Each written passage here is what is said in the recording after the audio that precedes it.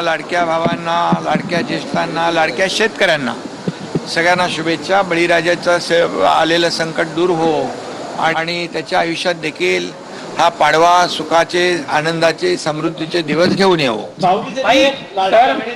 भाऊबीजेच्या वाट बघत म्हणजे ते लाडक्या बहिणींच्या भाऊबीज मिळणारच, भाऊबीज मिळणार आणि लाडकी बहीण योजना कायम सुरू राहणार। रोहित पवारांचं म्हणणं आहे की आरएसएसवर बंदी घालावी, ज्या पद्धतीने कर्नाटक सरकारने आरएसएसवर बंदी घातली त्याप्रमाणे महाराष्ट्रामध्ये कॉलेज आणि इतर ठिकाणी आरएसएसचे लोक घुसते, ते कुठेतरी कॉलेजमध्ये वातावरण खराब करण्याचा प्रयत्न करतात। खरं म्हणजे अशा प्रकारचं वक्तव्य हे दुर्दैवी आहे आणि निषेधार्ह आहे।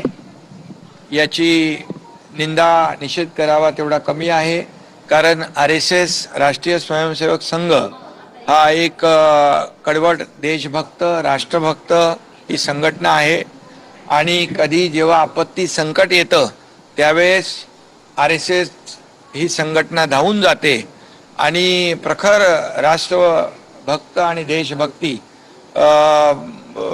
वर काम करणारं हे RSSचं संघटन आहे। आणि खरं म्हणजे अशा RSS वर बंदी घालावी असं म्हणणं अतिशय दुर्दैवी आहे, अतिशय चुकीचं।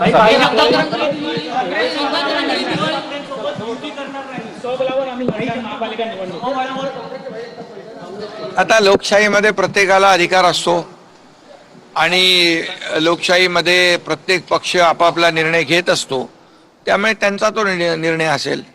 त्यामुळे मी एवढंच सांगेन की लोकसभा महायुतीने आम्ही जिंकलो, विधानसभा महायुती लँडस्लाइड विक्ट्री घेऊन जिंकलो।